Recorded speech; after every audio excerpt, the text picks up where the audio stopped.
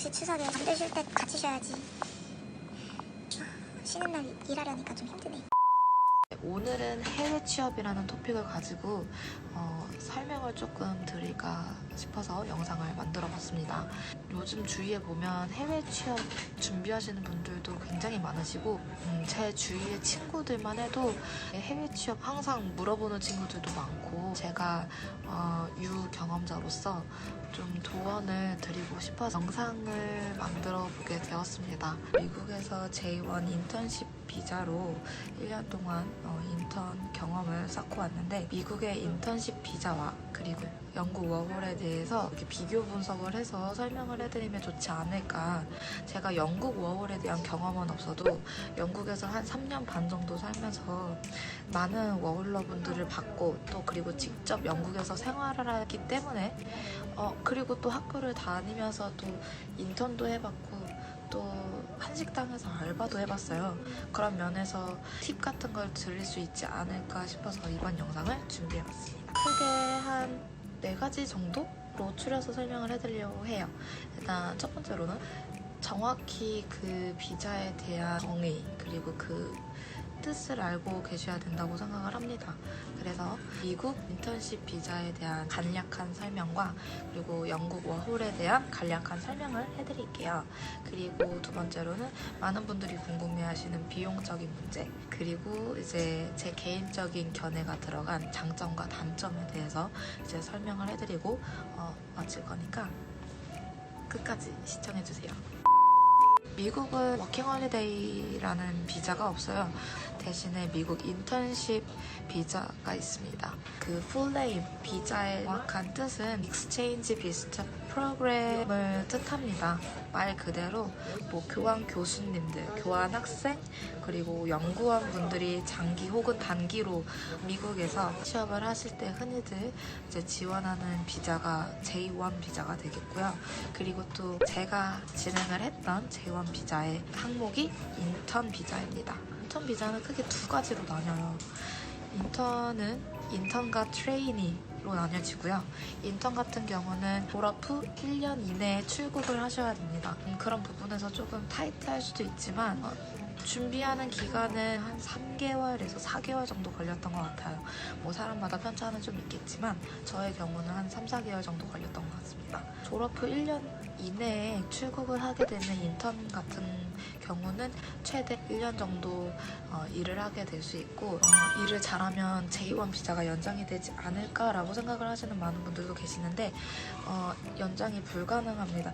가능하다고 할 수는 있는데 J1 비자를 받고 출국을 하시고 일을 시작한 지 한 3개월 정도 됐을 때 그때 연장을 들어가야지 좀 가능성이 있다고 해요. 근데 사실 3개월 차 정도 됐을 때 회사 측에서 연장하고 싶다라고 말을 하는 경우가 정말 극히 드물거든요. 6개월 차 정도 됐을 때 회사에서 먼저 제안을 해주세요.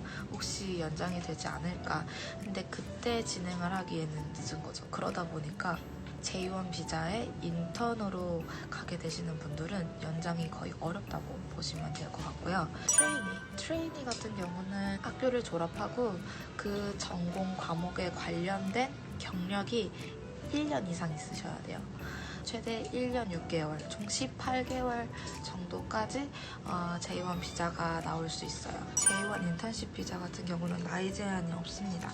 나이 제한이 없고, 영국 워킹 홀리데이 비자 같은 경우는 만 18세에서 만 30세 에 해당하시는 분들만 지원이 가능하기 때문에 워킹홀리데이 비자를 준비하고 싶으신 분들은 이런 부분도 다 체크를 하셔야 돼요. 나이가 들어서는 지원을 할 수가 없다는 부분이 조금 좀 제약이 있죠. J1 비자에 비하면. 일단 영국 워킹홀리데이 비자 같은 경우는 크게 상반기 그리고 하반기 지원이 있습니다.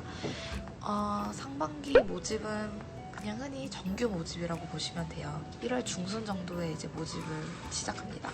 그리고 하반기 모집은 추가 모집이라는 개념으로 생각을 하시면 좋을 것 같아요.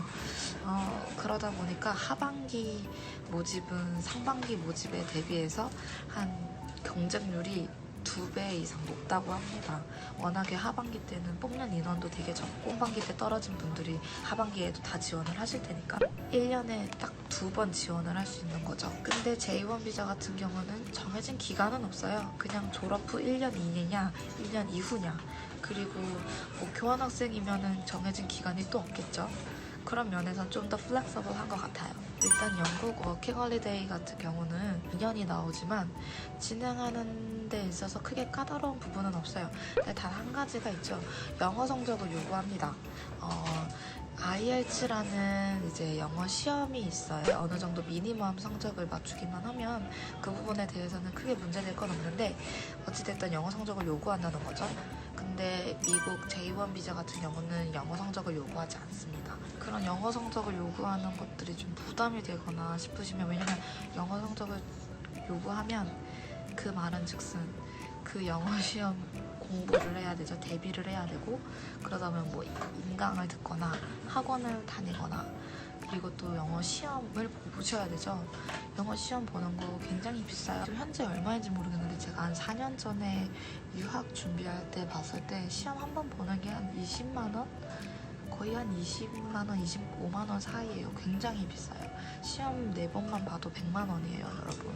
미국 J1 인턴십 비자 같은 경우는 취업이 확정된 상태에서 비자를 진행을 하게 됩니다. 한국에서 출국을 하셔서 미국으로 입국하신 후에는 바로 직장 생활이 가능하세요. 그래서 어떻게 보면 시간적인 면에서 많이 세이브가 돼요. 근데 영국 워킹홀리데이 비자 같은 경우는 취업이 확정이 되지 않은 상태로 출국을 하기 때문에 그런 부분에 대해서는 굉장히 부담이 되죠. 큰 단점이지 않을까 생각이 듭니다. 제가 아는 언니 같은 경우도 영국에서 유학을 하고 영국 워킹홀리데이 비자 준비해서 다시 런던으로 가서 한 4, 5개월 정도는 일을 못했어요. 그러니까 안 한 게 아니라 못했어요. 왜냐면은 취업이 안 되니까. 많은 워홀러 분들이 한인 식당에서 알바하시는 분들이 굉장히 많았어요. 현실의 벽은 참 높죠. 그리고 영국 워홀 같은 경우도 비용이 하나도 안 드는 건 아니고요. 비자 발급 수수료가 244파운드 정도라고 해요. 약간 뭐 변동이 될 수도 있겠지만 약 하나로 36만 원 정도?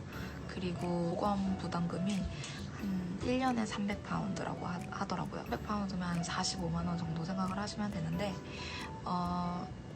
영국 워홀 같은 경우는 비자 기간이 2년이니까 보관 부담금이 한 600파운드 정도 되겠죠? 미국 J1 비자랑 영국 워홀이랑 비교를 하면 J1 비자가 비용이 훨씬 더 많이 들어가요. 그거는 이제 참고를 하셔야 되고, J1 비자를 진행하시게 되면 아무래도 알선 업체 에이전시를 통해서 비자를 준비하게 되는 경우들이 많죠. 저의 경우도 그랬고요. 왜냐면 비자에 대해서는 되게 꼼꼼하게 서류도 준비를 해야 되는데 그거에 대한 어떤 정보가 없으니까 에이전시를 통해서 진행을 하면 아무래도 좀 더 수월하고 편하죠.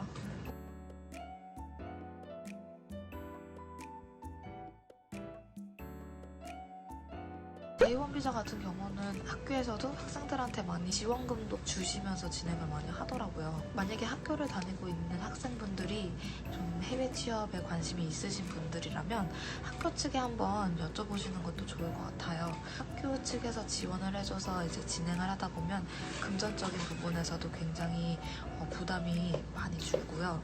근데 아무래도 이렇게 J1 비자로 가게 되면 그 한국계 미국 기업들이 거의 99.9%입니다.